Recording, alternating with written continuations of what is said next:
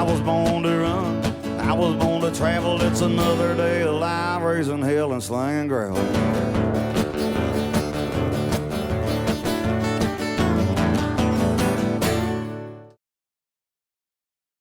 All right, everybody, welcome back to the channel. And this is part 4 of Is My General Lee Show Correct? Now, don't forget to check out part 1, where we cover the exterior front, part 2, where we cover the graphics, wheels, and the paint, and part 3, where we cover the exterior rear. And today, we are doing part 4, which is interior. So hang tight, and we'll get right into this one and show you what all is and isn't show correct on mine. And one is glaringly obvious, and that's the color. And it drives me bonkers that this this doesn't have tan interior. But anyway, we'll get to all that in turn, and let's get started. Well, here we are inside the interior of the General Lee. And the most glaringly obvious thing about mine that is not show correct is that it's black, like I said in the beginning of the video. So I'm going to redo this in the factory saddle tan color. That's what the early General Lees had in the Georgia era. So I'm definitely going to redo that. The early California cars also had saddle tan, but what's weird is sometimes you can see on screen, you can see like it's almost like it's a brown, like a dark brown almost. It's really, really odd. I don't mind that color either, but I don't know that that was actually a factory option on these. I'm gonna have to look that up. Because it seems like it's very obviously a dark brown, not the saddle tan. So, but I am going to redo this in saddle tan. My seat covers here are ripped and torn. I'm keeping them that way because, I mean, it's about $600 a pair just for the seat covers, let alone having somebody recover them for me for the black ones. And since I'm going to replace them with saddle tan anyway, I don't want to just put 2 tan front seats in this and the rest of it be black. So I'm just going to wait until I can do it all at the same time, because redoing the interior in these things are very expensive. So once I get to that point, obviously I'll chronicle that whole process here on the channel for you guys. As far as the console goes, I'll have to paint this part here and the shell around the sides all the way up to the front. That'll also be saddle tan, like you can see here in these photos. And the dash. So I've done videos in the past, or a video in the past, where I paint these dash bezels. So that piece there that covers the gauges, then of course the radio face plate, and then this plate, plastic piece that's above the glove box. I paint those, and I've got a video on that where I redo those. So those will stay black like it would have been from the factory, but this dash pad up here, that whole dash pad there, and this leather pad around this vinyl or leather pad around the vents, and this stuff all in here, all this, even the glove box door, all that will be saddle tan, as you can see here in the photo. I'll redo the door panels, get that repaired where that's ripped right there on the side. I'll get all this redone, looking like brand new. Now I do have some plans that for the restomod stuff I'm going to do, where mine won't be factory correct, but it'll be very similar, just because of the restomod stuff, and also the controls here. Now, my car is a factory air conditioning car, but for those of you Charger aficionados, you can see this is not a factory air control panel right here. So this is actually if you just had heat and defrost. So I had the old controls, and we had this swapped out, and I don't know what happened to them. I wish I could find them. But anyway, I'm going to Classic Auto Air, and they've got these slider controls sort of similar to this. So it's not exactly factory, but it looks like it, but it's electric rather than vacuum operated. So anyway, give me heat, defrost, and air conditioning that allegedly will run you out of the car. It's so good. So there's that. And then also, if you look down here, see these gauges I've got here? Now, unfortunately, those I have to have, because my gauge cluster, these gauges here don't work. The part on the printed circuit where the power wire comes in and powers them, is broken, so I need a new printed circuit and all that, and I just don't know. I don't have the resources yet, but even if I did, I don't know if I'm going to repair that, because I'm going for Dakota Digital, like I say in just about every video, because those things are awesome and just way better for my purposes. So, you know, I don't have any gauges other than these to keep track of my oil pressure and water temperature. So, but I mention them because what's crazy is this is where the Cobra 78X CB radio should be mounted for an early Georgia car. So once I can do away with those gauges and get the Dakota Digitals, then I'll put the CB radio and mount it in here and have the tan interior, and then in that sense, mine will be show correct. But it's not show correct now on those two charges, namely the CB radio isn't in here, even though I've got it. And I'll show you guys that here shortly. But it is not show correct. And there's also these. See this right here? This is the seat belt. So this is your shoulder belt. And it hooks down into the lap belt right here. So these hook right here. You pull it up, and you would buckle yourself in, and then you pull this down, and pull it down, and then you hook it into this, and you've got a shoulder restraint system. Most people take those out of their General Lees.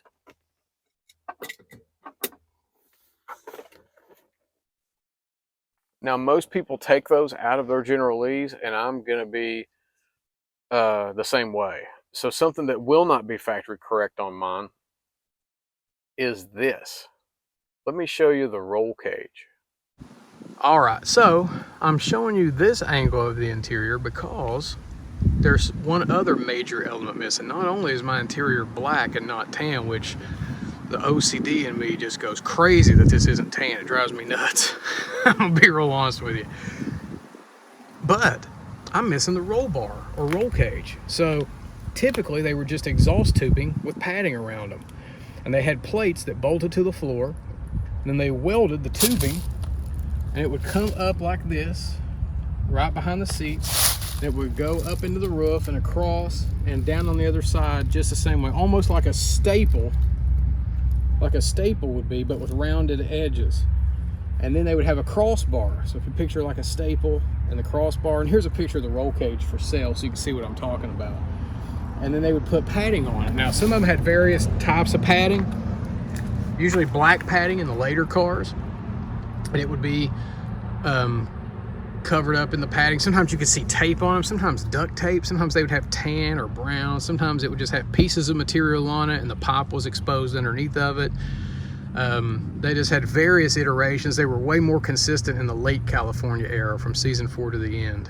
But before that, they had all different variations. You could just pick one and replicate if you wanted to. Now, there's some cars early on, like if you look at season 1, the episode's called Daisy's Song, and she actually goes to Atlanta with the boys in the General Lee.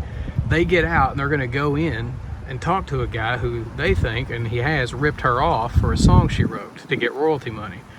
Well, she's out there sitting in the car and they're talking to her, and there's no roll cage in the car. And this is an early Georgia episode, right? So it's correct to have one or not have one.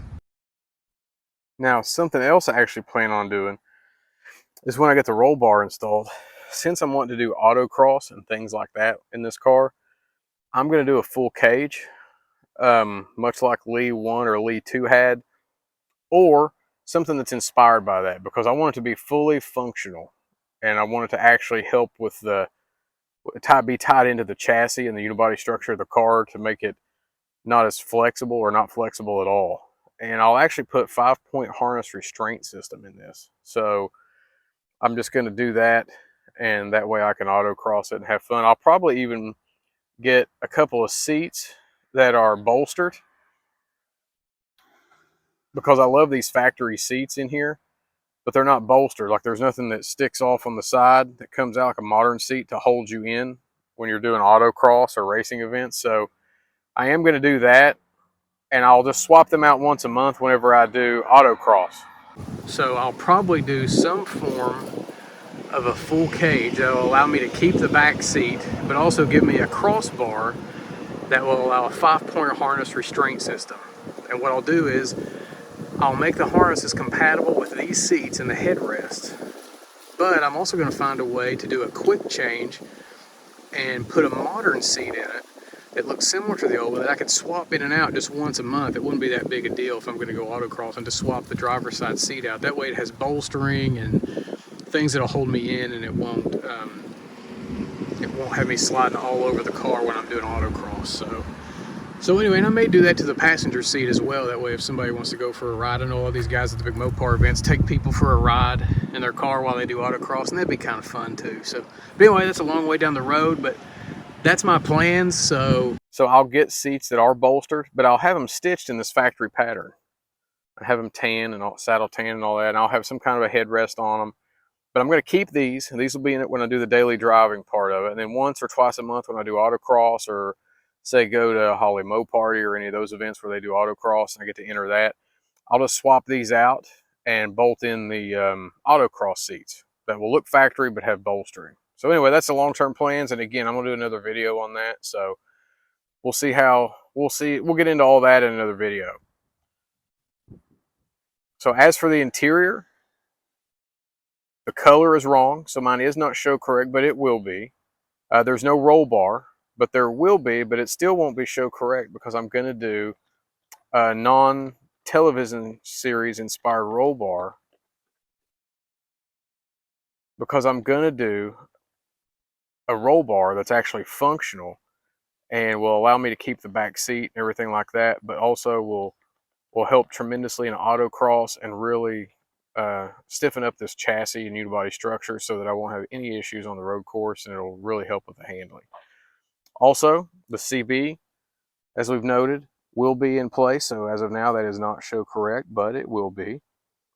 And I will get the heat, AC, and defrost in here.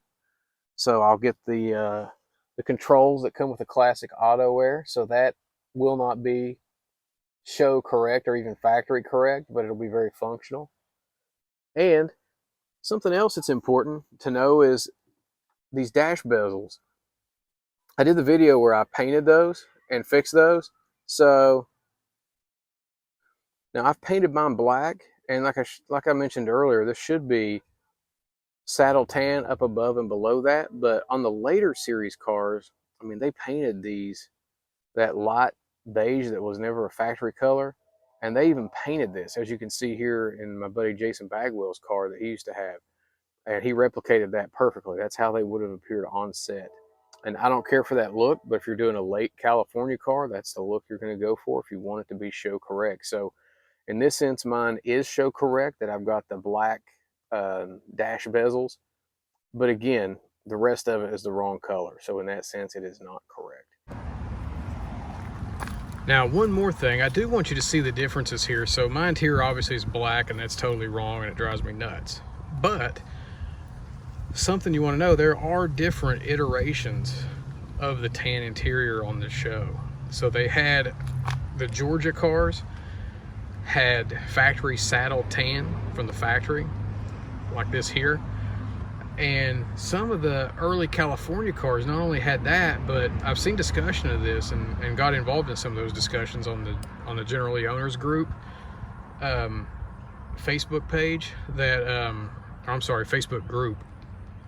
And you can see this picture here. You can see it looks like an actual brown. Like, it's not tan at all. It's actually brown. I actually like that color better. So I don't know if I'll go with factory saddle tan or if I'll go with that darker brown, just because it's so unique, nobody's ever done it. And I kind of want to, depend on my resources, I would like to not do the factory vinyl or leather. I'd like to do like an upgraded high-end leather and have it custom stitched to look just like the factory leather but be higher quality, and also have the door panels and stuff mounted in there to where it doesn't use any clips or screws at all. Like, it mounts in with magnets, but it looks factory. That's sort of my long-term goal, and again, that depends on the resources, and that would take a lot of them. But if at all possible, that would be what I would like to do. That way, if anything goes wrong, like with the window cranks, because I don't want to do power windows, even though Lee 3, my favorite General Lee, had power windows. I just don't want to do power windows. I'd like to do the crank windows. I just love it. I think they're fantastic. But anyway, that's it for the interior. So on to the next one. All right, something else that's not show correct on my General Lee is this. Namely, these auxiliary gauges here. I've got a water temperature gauge, a voltmeter, which isn't hooked up, and an oil pressure gauge. Now, these are here because these gauges are not working. So my speedometer and tachometer work sometimes, but those do not. So these are here, and what makes that not correct is, number one, you never saw those on the show, on the close-up shots, but number two, that's where the CB radio, the Cobra 78X mounts. Now, I do have the Cobra 78X CB radio, and I think it's new old stock. I think it's brand new in the box from the 70s. So I do have it, but I've just not got it mounted because until I can get my Dakota digital gauges, get my wiring redone, and get my air conditioning wired up, get the whole new classic auto air system, until I have those three elements, I can't have these gauges out of here. So anyway, I'm stuck with these until I can get the resources to do the other stuff, the big stuff. And then when I do that, I will mount the correct CB radio, the Cobra 78X, in the General Lee, because that is the correct one for the Georgia era cars. Now, eventually I'll have a video on the different CB radios and different CB antennas used during the course of the show. But in the meantime, just know that the Cobra 78X was used in the early Georgia cars, which I am trying to replicate. And I have one, I just don't have it installed. So, on to the next point. All right, now here we are at the steering wheel. I want you guys to see this because I love the steering wheel. I don't know why, but I love this one. But I also love this one that's in the Lee 3. And both of these styles were available from Dodge, from the factory. So both would be correct for a 69 Charger, but for the early, if I'm doing a Lee 3 inspired resto mod, I still may or may not go with that steering wheel. I mean, I like it, but man, it's a tough call for me because I like both of them. Now this will have to be tan, of course, and so this outer ring, I'll redo all that if I keep this steering wheel, which is what I'm leaning towards now. But hey, tomorrow I may want the other one. So anyway, it's one of those deals, and I'll bring you guys along for the ride once I do have to make that decision and go forward on it. Because like I said, I've got one of each. I've got one of the other ones. I just don't have it on the car. And it's not tan or it's black just like this one. It's what was originally on the car. And then years ago, we had to get a different steering column because mine was some kind of General Motors tilt steering wheel, and the steering wheel didn't even fit on it. So while I had the right steering wheel in 1996 when we got the car, it had the wrong steering column. So we found one out of a 1969 Super B in the early 2000s or whatever, and it had this steering wheel on it. So that's how I got two steering wheels. So anyway, and I'm going to have to decide which one I'm going to go with. So anyway, either one of those are correct. And you'll also notice I've got bucket seats and a console. And that's what you mostly see on the show, especially when the actors are in the car. But they also had bench seat and column shifters. So you could see the this pattern down here, the park, reverse, neutral, drive, 2 and 1, would all be up here on the top of the steering column. And you would just pull it down into gear. So either one is correct. Some of the surviving General Lees from the show had that. So either one of those are correct. It depends on which car you're specifically trying to build. The one I'm trying to replicate, of course, is Lee 3. It was a console, just like mine, console with bucket seats. So I am going to stick with that. So in that sense, mine is show correct. All right, so the next thing I want to talk to you about are the external mirrors. You might be thinking, well, Shane, shouldn't you have went over that when you went over the outside of the car? Well, not really, because these are an external item, but you use them when you're inside the car. So therefore, logically, it follows to me that you should discuss them when you're discussing the interior. But I could see someone doing it either way. So here we go. Now this is the correct remote mirror. It's called remote because you control it and you can angle it by that right there. you move that up and down, left and right, or whatever you need to get it adjusted to where you need to get it adjusted to. And this is the factory correct remote mirror for the General Lee, so I'm going to keep that on my car. And something interesting though about the other side is this.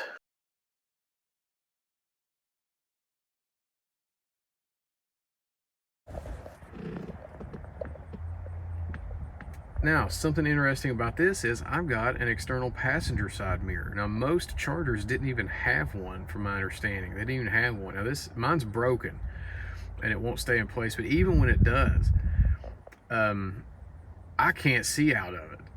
It's not even usable for me on the road. So, I'm gonna have to make a decision when I get it fixed and restored, which would be who knows when in the future, when I get to restomod this thing and get it repainted and all those fun things. But in the meantime, I'm going to keep this on here until then I'll make a decision. I'm about 90% sure I'm just going to not have this on here, because again, mine's broken anyway, and when I have the paint and body work done, I'll just have them fill that in, the holes where it mounts and everything, and then that way it looks more authentic to the show. So there you go. So in this sense, mine is not show correct as far as the passenger mirror goes. All right, everybody, and that's a wrap on part 4 of Is My General Lee Show Correct Interior Edition. So as you guys can see, there's a lot to building a General Lee, and I hope this series has been really helpful. That way you could see some of the things you need to consider. Now, I didn't go over all the things you need to consider when building a General Lee, like what era you need to do. If you're doing, say, a late California, you need to do this. Or if you're building a Georgia era car, you need to do this. I just judged mine by the standard of a Georgia era car and mentioned my restomod plans. So just remember, this is a summary of my build based on what my goals are. And again, I'm going to do a restomod version of Lee 3. So there's going to be things on mine that currently aren't, but will be show correct, and certain things that just won't ever be show correct. But again, at the end of the day, I did this just to show you guys there can be multiple ways to build these cars, and every one of them be show correct. And that my final message to anybody who's wanting to build a General Lee is build it the way you want. Paint it whatever color you want. Put whatever color interior you want in it. There's guys like Roger Hamlin, they prefer the black interior, and I think that's great. I mean, most of the time on an orange car, you know, you would put a black interior in an orange car, especially if there's black numbers on the outside. It would seem to go together. But at the same time, I'm just a sucker for tan interior in any car, and that's what they had on the show, so that's what I want to replicate. That's one of the things I really want to keep. So again, do your replica the way you want to do it. If you want to be so show correct that you even put the crooked decals that line up with the body line here rather than being level and lined up with the bottom of the car door, do that. I mean, it's your car, and all of us should be excited that we just get to see a General Lee, or even a Charger for that matter. Just a second generation Charger, I think, is all inspiring. They're my favorite cars of all time, General Lee or not.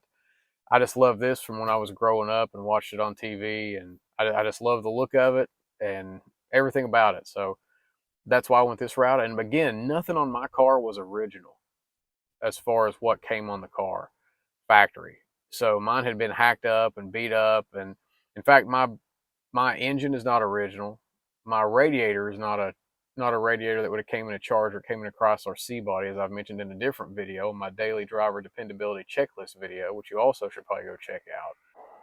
And also, my brakes. None of the parts of my braking system are from a second generation Charger, and they're not aftermarket. They're a cobbled together mishmash of parts from a 1970 E-body or a Challenger, as well as a 71 to 72 B-body and E-body braking calipers. So I mean, it's, so I'm going to do whatever I want on mine. Mine's like a blank canvas. Now, would I take an original Charger with, quote, numbers matching where all the pieces, the transmission and engine, all that are the original? I just can't do that in all good conscience. I could not do that and make that a General Lee. I just couldn't do it. So at the end of the day, build it how you want. and be proud of it, and especially drive it. I love it when people drive these, because I drive the wheels off mine when I can. Like I say, it sat 10 years, so obviously that put a damper on it. But now that it's going, I'm trying to keep it going. I've had a lot of friends and family help me out to get it that way. And these things are community based cars. I mean, everybody loves these cars. We joke about me going to the gas station. I'm gonna go get something from the gas station. You think I get gas in General Lee? It's about noon. My wife's, well, can you be back home in time to take the dogs out? Which is around 6:30 or 7. So, because she knows you're gonna be talking. But I'm a people person, so I love it. So, I mean, if you're on the fence about building a General Lee replica, whether you should or shouldn't, if you're not a people person, then do not do this, because you'll definitely need to be a people person to have a General Lee, because it gets a lot of attention. I love it, and I love people, so I'm cool with it. I can sit and talk to people about this stuff all day. If you see me out, love to chat with you. You never bother me. I love it. So, but if you're not, you might want to second guess making yours a General Lee, because the Charger in general, pun intended, gets tons and tons of attention. But when you do this, it ratchets it up a notch. You know what I mean, or two, because it's probably the most recognizable automobile in the world. It just is. And but anyway, I really hope this has helped you as far as understanding the differences in the General Lees and what show correct means and why that's important. And when you see these out, don't be critical. Like, if I see somebody's General Lee out, I'm not going to be like, oh, so you went with X, Y, and Z and you strayed from show correctness here on B. I'm not going to do that. I'm going to tell them how much I love the car, like what they did with it, and talk about the elements I like that they included. So, it should be a positive experience, because these cars are fantastic. They're hard to find, and it's great to preserve them. And I don't know, just if you see a General Lee out, just be encouraging to the owner. You know what I mean? I mean, I don't mind people asking me if, that, or telling me that ain't show correct, because that's a good conversation for me, because I'm a people person. So I love that. I don't mind it. I'll be like, yeah, that ain't show correct. And, it will be, though, once I get the resources, because a lot of this stuff on mine is just resource limited. It's not that I'm not aware that I have something that isn't show correct. It's just I do. I'm just not there yet, because a lot of these for all of us are a work in progress. So for all you guys out there doing this, my hat's off to you. I know how hard it is, how difficult it is, especially financially.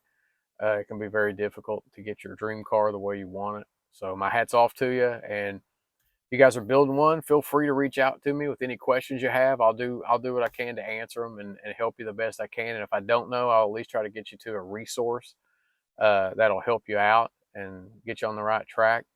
So just message me here, or shoot me an email at glrestomod@hotmail.com, and I'd be happy to help you guys out however I can. So I guess in conclusion, just remember, this was not a how to build a General Lee guide. It just wasn't that. That could be something I could do in the future. If you guys are interested, let me know in the comments below. That may be something I could put together, how to build a General Lee. And that would be very extensive and very detail oriented. It would take me a while to do that. But if you guys are interested in that, drop me a comment below and let me know if that would be something that would help you guys out. Because remember, all I'm doing is answering the question in reference to my car. Is my car show correct? I define what show correct means in the first video. And then from then on, we follow the standard I'm going to use to judge that and answer that question with my car only. So again, this is not a how to build a General Lee guide. But like I say, maybe stay tuned for that. If you guys want that, I may do that. And don't forget to check out the other videos in the series. We got part 1, which was the exterior front. We've got part 2, which was graphics, wheels, and even the paint. Part 3, which was the exterior rear. And now we've got part 4 here, which you just viewed, which is the interior. So again, I hope this was helpful. In the meantime, check out the other videos we got here at the channel. We're trying to build a large library of content that's Charger and Mopar and even Dukes of Hazzard General Lee related. I hope you guys are enjoying it. And check these out. And don't forget, if you found value in this, press that subscribe button and ring that notification bell. And that way you'll get alerted every time we drop a new video. We're trying to do one a week. Every Monday at 8 p.m. a new video will drop here at this channel. And again, thanks for tuning in. Thanks for everybody's support so far. and can't wait to film the next one. See you then.